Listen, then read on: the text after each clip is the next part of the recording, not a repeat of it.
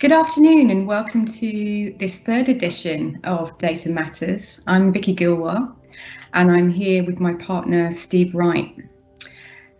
So we're at the end of the second week of lockdown in the UK, and it's a pretty uncertain and frightening time for all of us. Over the past couple of weeks, Steve and I have been talking to you about what's going on in the world generally. Wow, it's just moving so quickly now, isn't it? Things seem to be changing every day. And the challenges that go with that are faced by us all to different degrees and in different ways. Most of us that were office-based are now working at home. That comes with its own challenges as well. But there have been some really wonderful groups that we've talked about that have emerged as part of this. Groups that have actually come out to help, for example, the health service to guard against cyber attacks, Cyber Volunteers 19. I've seen numerous different pieces of advice and guidance coming out from peers, which is fantastic. So home working guidance from companies such as CyberSafe, the security company, and Layer 8 as well. So look out for those.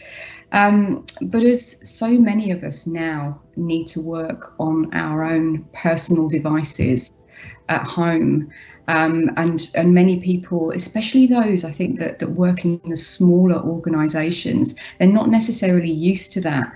And I think a lot of companies have had to really scramble to look for suitable products to keep connected with each other and with their customers as well. There's been a huge amount of noise I've seen on LinkedIn talking about products such as Zoom. Zoom's a great product for audio and video web conferencing. But as with all of these products, if you're not used to it, you might not necessarily be familiar with the out-of-the-box privacy and security settings, for example, and the fact that some of the products are quite questionable in terms of how they use your data. So you might not think to look at the privacy policy and find out that actually they have an automatic right now to market to you and share your data with other people. You might not necessarily think to add a password if one isn't set on the product by default, on all of those kinds of things. So concerned about that. Steve and I have put together some guidance on that, and we've got a lovely infographic that's available on the Privacy Culture website for anybody to use. So go ahead now or after the call and take a look at that too. Another point on that actually is that when I've actually heard that there are a lot of new domains that have come out that are promoting malware. So it looks as if it might be something like Zoom, but actually once you click on the link, malware is executed. So people need to be particularly careful about that.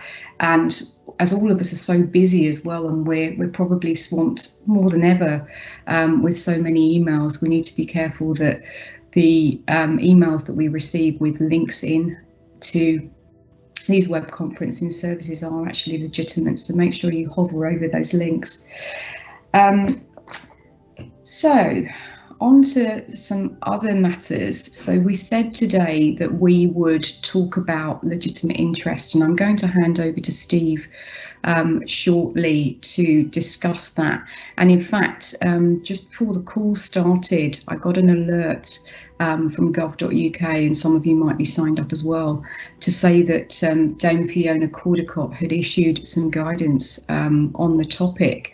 And you know, it's heartening to see that there's some real pragmatism here around, you know, potentially the use of anonymised health data to track the symptoms of the coronavirus. And in fact, of course, the Information Commissioner herself has already said, you know, we need to be careful that we don't let the regulation get in the way of using data that's in the public interest. But having said all that, of course, we still need to be really mindful of how we protect, how we handle, and how we consider the privacy of any personal data that we're using in business. I'm just going to hand over to Steve. Steve, what do people really need to be concerned about in particular? Well, thank you, Vicky, and good afternoon, everybody. It's great to be here again, as Vicky said, for our third such broadcast. And I'm delighted to just say that we've had, in between these Friday afternoon 2 o'clock broadcasts, we've had lots of feedback and very positive, and thank you for that. Keep it coming. And also we've had a whole range of questions coming through to us and some requests for further information. One of those was around legitimate interest. I think I mean, it's brilliant that Dame Caldecott has spoken up, especially given the Caldecott guidelines are the absolute pinnacle of NHS clinical guidelines for data when it comes to data.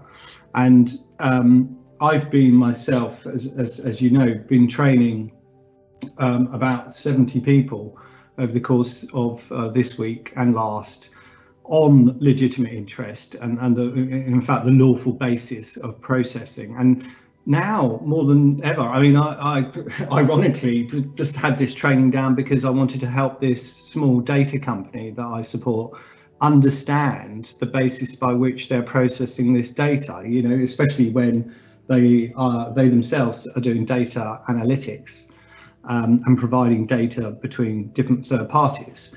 So I wanted to help them, and now it comes into question very much so, especially under the several of the 6 lawful bases, which some of you may be familiar with and some of you may not. But this one, you know, this question is sort of comes in under the public interest or vital interests lawful basis of processing data. In other words, if there is something which needs to be done and life and death is a case, then the organisations that hold the data, or as we know are data controllers, that they have some obligations where they have to provide that to the local authorities. So it may be we're in a scenario, in fact we are, and I read an article yesterday from a doctor saying that in actual fact what we've got is great capability, but we need to have this sort of Dunkirk spirit, because there are multiple teams of professionals with rich data sets, but they're sort of working potentially in isolation. And now more than ever, we need to come together as a nation and pull that data so that we can learn about this dreadful virus. So I'll come back to, you know, legitimate interest in a sec. I'll just refer back to you, Vic, but it's topical, and it's interesting to see how this is playing out. And even the ICO, by the way, gave some guidelines and said, as I mentioned last week, I think, you know, we're going to be pragmatic about this. But as I always say, there's pragmatism, and it's definitely needed now. But then there may come a question about the basis by which you're processing or handling that data to someone else, which might come later after the crisis has subsided, hopefully soon. So it's dead important to be able to understand what the lawful basis is that you're either handing over that data or you're collaborating with, say, different NHS trusts. You know, it's important to have those bases understood. And I'll just end on this point, and then I will come back to it, is that in my experience, it's worth doing a legitimate interest assessment as the way to determine that, and so that you've got a documented evidence of why and how, you know, and that's just a 3-step process. But I'll come back to that in a moment. Okay, thank you, Steve. Great points as ever. I'm actually just going to go to a question because it just seemed like the right time to do it. That's just come in. That kind of combines both the topics of the web conferencing and legitimate interest here. So there's a question about who is the data controller in remote conferencing chats. So these chats are open to be saved, and how can that now be properly managed? I think that's a really good question, because this is going to be happening all the time. Yeah, no, I agree. And there's, unfortunately, as many of my lawyer friends would say, is it depends. There is never a straight answer, which is incredibly frustrating to data officers and data controllers and data processors. Look, there is always a situation where you may be it does get complicated because you might be a joint controller. In other words, the way it just comes back to is, are you responsible for that data? And this is what I tell my clients. If you collected that data, then you've got to be really clear on what purpose you're holding that data, collecting that data and using that data for, and you've got to have that documented, naturally. But the bigger question then comes into, well, like that question, in a scenario where you're sharing data, you may not have the appropriate contract in place, or you might not have an appropriate data sharing agreement. And this is where we start getting into slightly dangerous waters, if you like, about in this time of national crisis, where we want to do the best, and we want to, and we have to fight this together. But again, we've got to be mindful of, as the questionnaire, whoever came up with that question is absolutely spot on. We have to be mindful of who is remaining the data controller, and therefore who will be, if you like, responsible or accountable for managing and controlling that data throughout its life cycle, even if you've handed it over to say a sub-processor. Okay, so for example, if we're doing it now, aren't we? We're hosting this web conference essentially, and as a host, we can actually decide whether or not we record the session, or whether that recording is made available to others. Mm-hmm. So that is part of it, isn't it? So I think, perhaps that question needs to be asked if you're an attendee at a web conference. What's actually going to happen? Is it going to be recorded? Who is it going to be made available to? Well, don't forget the under GDPR, in an ideal world, we should have documented this in our privacy notice, in our privacy policy, about what we do when we collect data. I'll give you another example.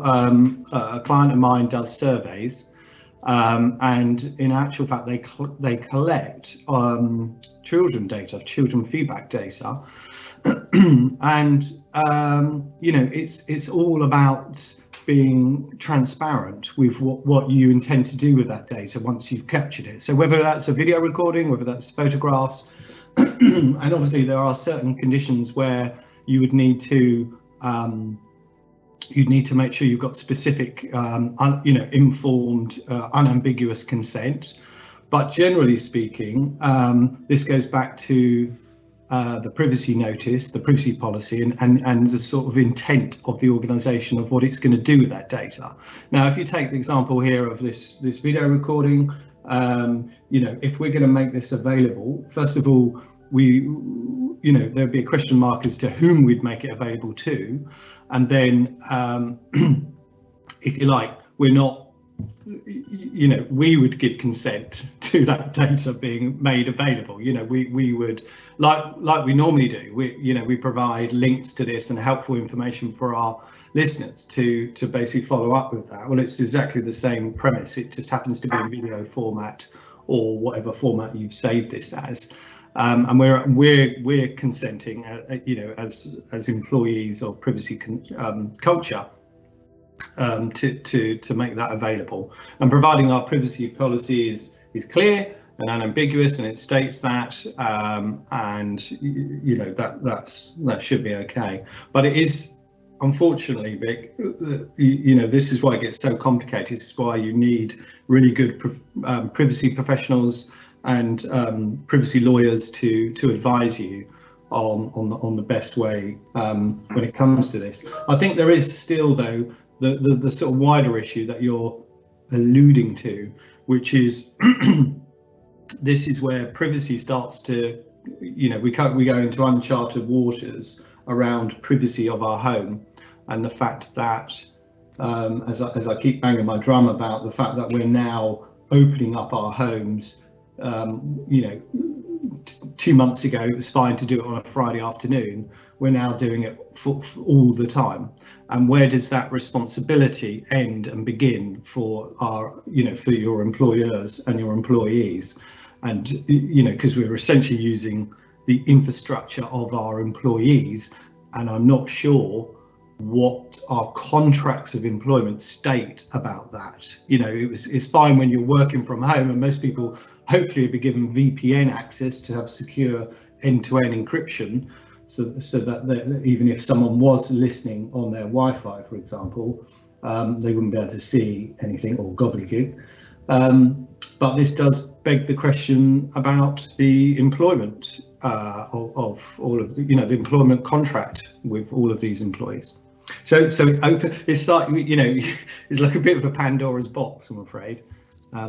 Sorry, that's a long-winded answer. No, it's a great answer. It's a great answer, and I think, you know, as you were saying that, what really worries me is not so much the larger organisations, because, as you say, you know, they're usually protected through VPNs, and, you know, as I've seen and been party to, they are helping their staff protect their personal devices, and also giving them advice about using these web conferences that are external to the company, i.e. the ones within the company have gone through some kind of security and privacy risk assessment, and therefore, you know, those concerns have already been addressed.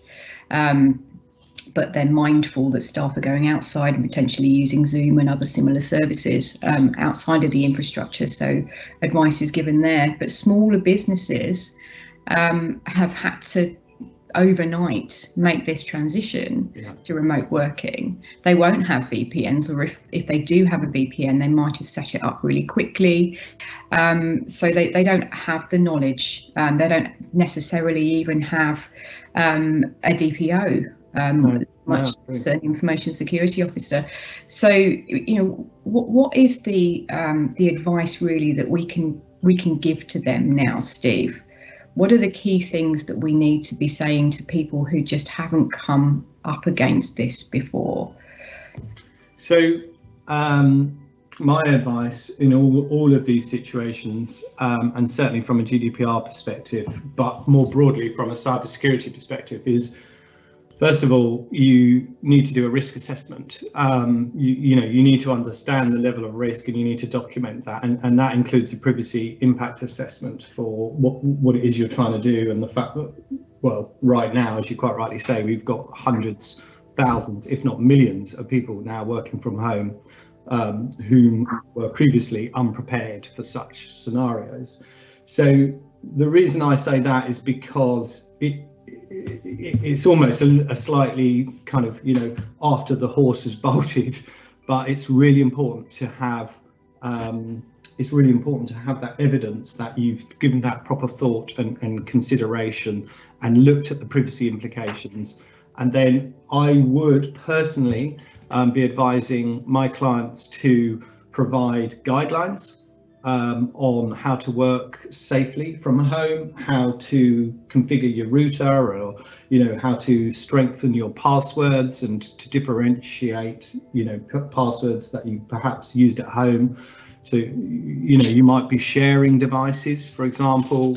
My daughter, as I mentioned last week, was working here in my office because she's homeschooling. So, you know, there really is some basic security things that we can do to improve that situation. And the other thing I would say, Vicky, is that training I personally, as I mentioned, been running these virtual training courses, which have been very well attended, and I'm gobsmacked at the level of concentration.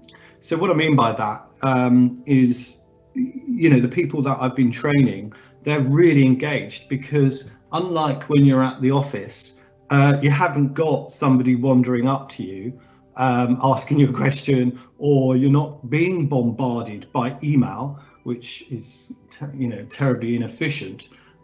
You're actually concentrating on what the person's saying, and from my own training that I've been providing on how to conduct, when to conduct, and how to conduct a legitimate interest assessment, privacy impact assessment, that's been really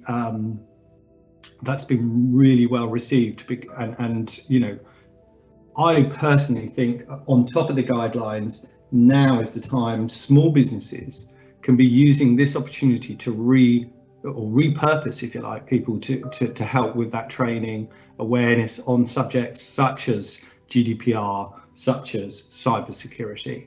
So those, I know that sounds like I'm not trying to plug my business, our business model. I'm just saying that I think any organisation that is listening, now is a good time to be providing very clear instructions, very clear guidelines on best practice, and take that opportunity to train your staff, so that when we get out of this horrible scenario, we're all much better equipped to deal with what will be hopefully a very busy time from a cybersecurity perspective and from a privacy perspective. I think you're absolutely right, Steve. As you say, it's the time to be able to immerse yourself and upskill and really learn. I think as well, having been party to the development issuance of guidance on remote working, on web conferencing, and seeing how quickly we can get it out there, how much more nimble we can be without sort of the pressures of a commute, getting in and out of the office and kind of working at different times of the day. I think that, or I hope, that we will be able to implement our awareness and training campaigns much more quickly in future. I mean, I know so many times these have such a long lead time. It takes months to get, for example, a compliance-based e-learning training into a large organisation, but I think we've just got to respond more quickly. And this current situation has proven that there is an ability to do that where needed. So I'm just going to come back to a few questions. We've actually got some builds on what we were talking about earlier on. So for example, so just going back to the data piece, lawful basis. So if we handed personal data, or this video conference, for example, over to a sub-processor, wouldn't we need to ensure that they have appropriate controls in place? I think that's a really good question. Absolutely.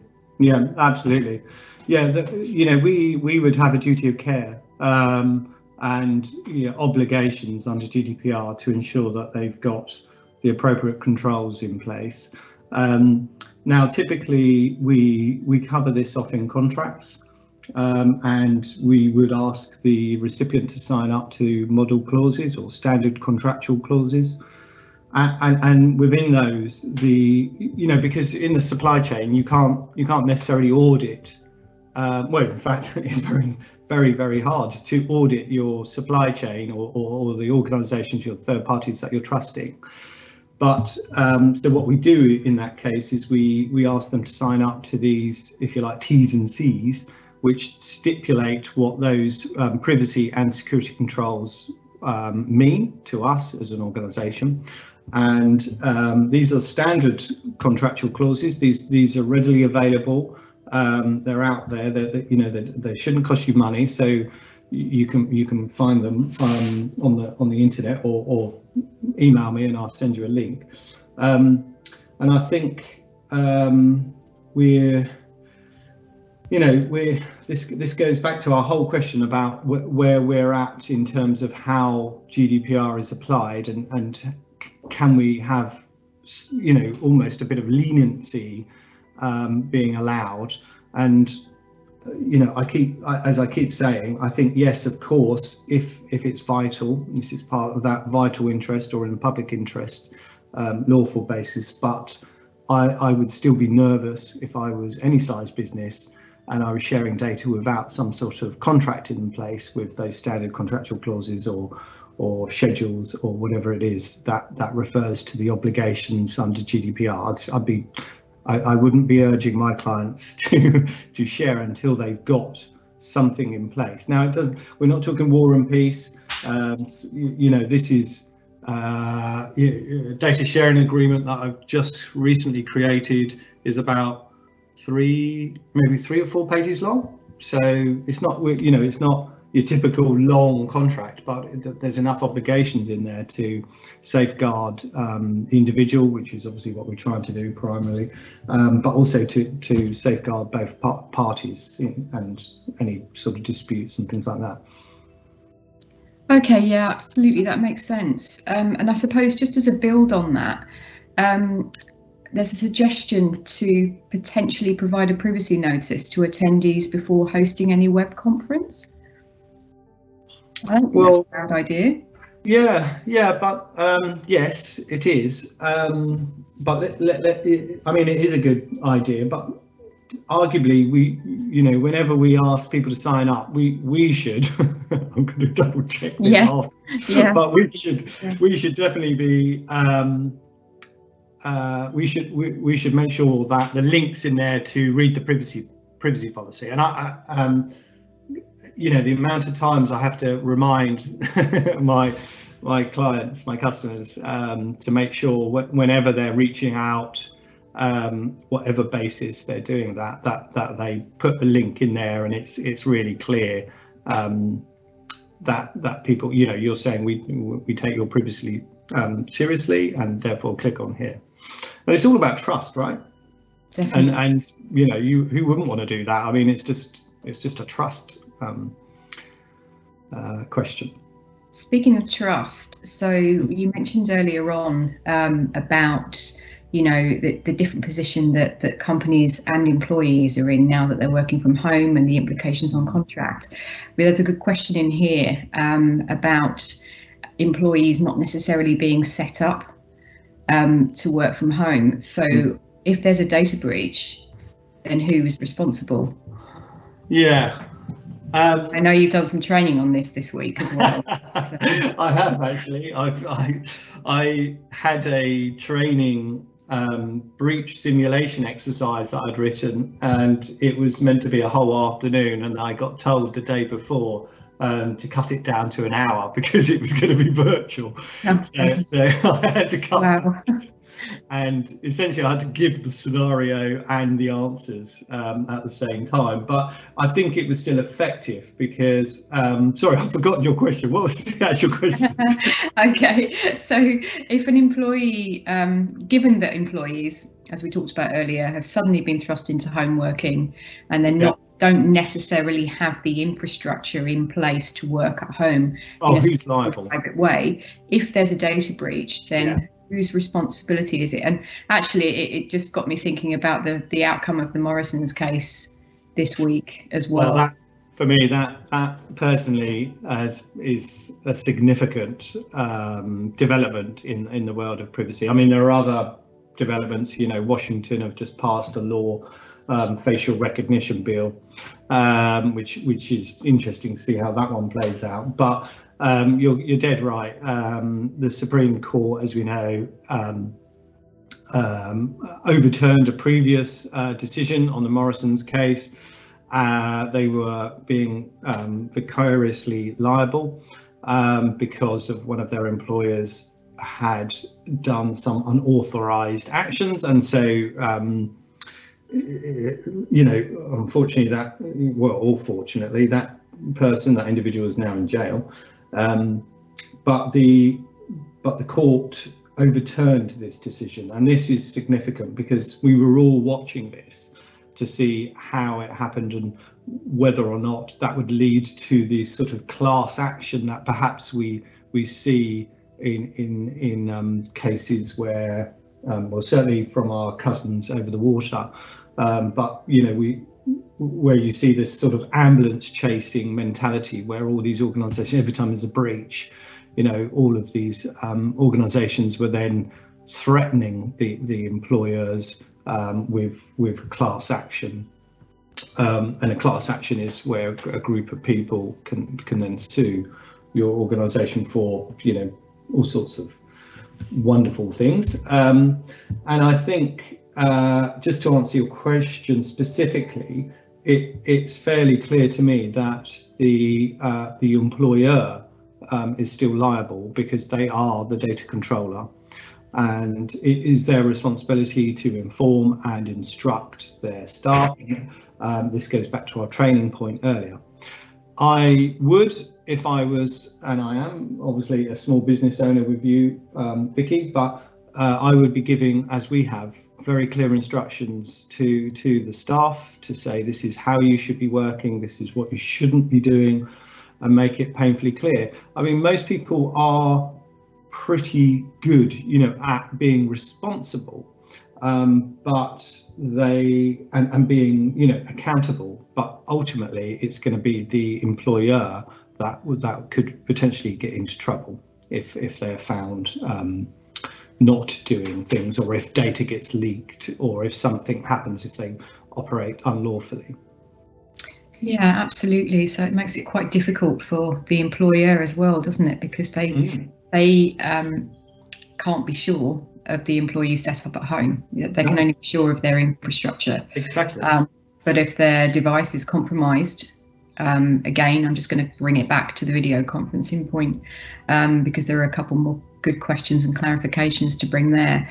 But yeah, so if you did use that outside of the company VPN, the company infrastructure where the security is built in, your actual device was compromised, and then you inadvertently brought some malware or something nasty back onto the company network, there's no way of determining whether that will happen. I think all companies can really do, as you say, is continue to issue timely guidance and reminders to people about protecting themselves at home. So just a couple more clarifications and questions on video conferencing then. We're over, Vicky, we are over time. Is that okay? Well, we don't really have a set time for this. So, oh, okay. Yeah, so as long as people are happy to stay on, okay. I think we can stay here. Well, I've told my kids that I'm going to play football in the garden, so. I was meant to be moving house today, so Yes. So yeah, are we considering conferencing tools like Zoom and Skype outside of the organisation's infrastructure to be sub-processors? Oh, that's a good question. It is a good question. I suppose. I wouldn't have thought so on the face of it, but that one probably needs a little bit of research looking into. That's a really good question. Good question. Yeah. Should we take that one away then and see if we can ponder That's on homework. Next week? I'll come back to you. Great question. I'll come back to you on that one. Yeah, there you go. I've got some homework. And a suggestion here, I think I quite like this one. So for attendees at video conferencing where SCCs, etc. are too onerous, would a code of conduct read the use of questions and chats, etc. suffice? Yeah, I mean, that would certainly help, wouldn't it? Because I think so. Yeah, it's as always, it's a there's a level of pragmatism here. We are in an international crisis. These times are unprecedented, and I think whenever we're doing these things, I just urge my clients to document the decisions that they're making and the reasons why they're doing it, so that if something were to happen, they've got something to fall back on. So, for me, it's always about being in a defensible position if you do have a problem later on. So I would think that guidelines, as much as you can, codes of conduct, how what we would expect you to behave like is no different virtually as it is when you're going into a meeting. And when you're meeting people, you're going to talk about disclosure. You might even, depending on the nature of it, if it was some sort of intellectual property, you might even ask to pre-sign a non-disclosure agreement. So I would hazard an educated guess that it would be prudent to do as much as you can to support your home workers, and until we get through this crisis, and to document why you're doing that through things like the privacy impact assessment. Absolutely. And then we had another suggestion: surely employers can insist that employees only use company devices or approved container software. I'll start to pick up on that. I think the answer is yes. If they have got company approved devices, you can suggest that they are used and that the approved software the container software, is continued to be used. But often, and I found this myself with certain clients, Skype often doesn't work, for example, on a Mac inside the container software. It works outside of it. So people forward their calendar invites to their own devices where things run a little bit better. I've seen a lot of companies having to scramble to really improve their sort of unified communications at this time, because the quality just isn't good enough. So they've had to do it that way. And a lot of companies don't issue company devices anymore. A lot of companies expect people to use their own too. So I think that there's a mixture here of a lot of different things, and certainly for quality of calls and videos, people will often turn to their own machines. So a lot of people, for example, I mentioned Macs earlier, if they've got an opportunity to use their Mac at home and they think, oh, it's okay, it's only a video conference, surely I can join using that instead of going through my company VPN, where it might be a little bit slower and the quality might not be so good. And also, and I'll let Steve pick up on it as well, I think, how do you even scrutinise or audit that either when people are actually outside of your own premises? Steve, did you have anything to add to that? Do you agree with me? Always. Good answer. I've learned that one.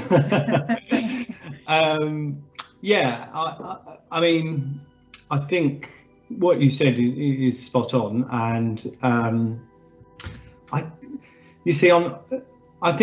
think the thing with all of this, it sort of falls into 2 or 3 different camps for me, and one is around this home working thing and what's the privacy settings, and not just that, the fact that we're intruding into people's homes bothers me slightly. I don't like the fact that I can see, I feel uncomfortable when I'm sort of seeing people's pictures on the walls and the books that they read and stuff like that. I'm sort of learning about them. So there's a sort of privacy where this crisis is causing us to really open up, if you like, warts and all, which there isn't a definitive answer to this. I'm just saying these are the things that bother me, if you like, and I don't know where to go on this one. I'm just expressing my concerns, if you like. The other is about this liability question, which is coming through. Okay, so everyone's talking about the video conferencing and sharing the data afterwards, but actually what's really coming through here is people are genuinely concerned about, are we lowering the standards of data privacy and the safeguards that are afforded under GDPR and the Data Protection Act, and can we are supposed to be trusted to be ethical with the use of that? And I my hope is that we are, and we can be. no one foresaw this. Well, I'm sure some people would argue with that, but no one expected this. Maybe a month ago, we knew things were bad, but we didn't expect to be sort of under curfew. So we are learning, I suppose, as we go along. And I'm just trying to think, Vicky, about, all the potential scenarios which could go possibly wrong, and then put in some of those kind of safeguards or considerations, like the code of conduct, which was suggested, training people and providing clear guidance, and ultimately being transparent with what you're doing.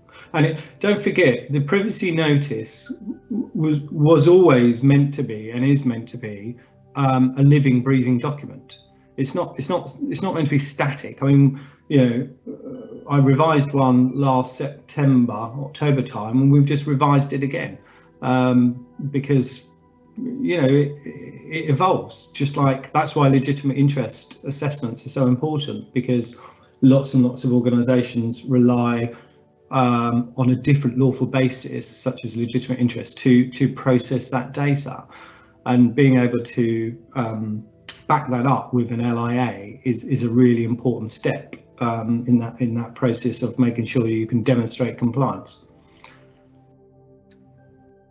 So back to you, partner. Thank you. Okay, so we've got some more questions in here. I think this is another good one, and it does lead off what you were saying about we're learning as we go along, and this is something that I didn't even think about actually. What practical advice would we give to employers that are using web conferencing for dealing with sensitive employee HR related matters, such as grievances and disciplinaries? So what are the watch outs, apart from ensuring that, as we talked about earlier, that you use all of the out of the box security and privacy settings, and all of those are listed in our infographic, so please go and get that.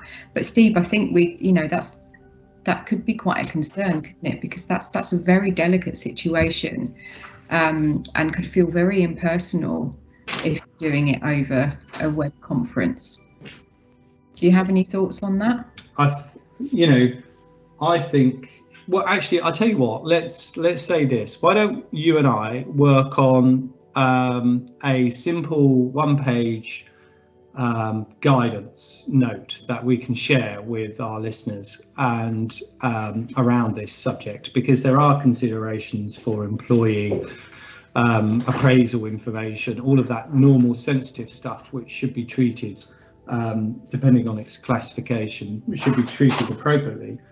So why don't we for next week, let's try and work on something to help our listeners and provide more value from privacy culture. So as a build on our web conferencing infographic. Yeah. Okay.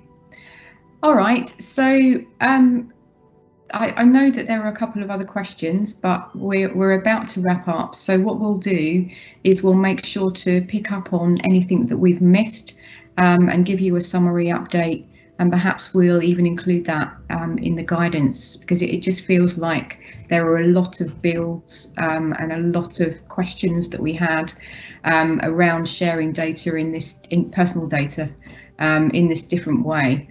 So Steve and I will put our heads together and produce something for you. Thank you so much for listening. It's been great to be able to talk to Steve in this way as well. We don't see each other very often anymore, except for when we've got time between clients. So please do as well head to our website, privacyculture.com. You will find an opportunity to download the infographic on safe and private audio and video web conferencing, as I talked about earlier. There are some other materials on there that you might find useful as well. It's in the news section of the site as you navigate around it. We've also, I think, put a link to it on our Privacy Culture LinkedIn page. Okay, great to talk to you, and look forward to talking to you again next week, same time, Friday at 2 p.m. Stay safe, everyone. Thank you. Bye-bye.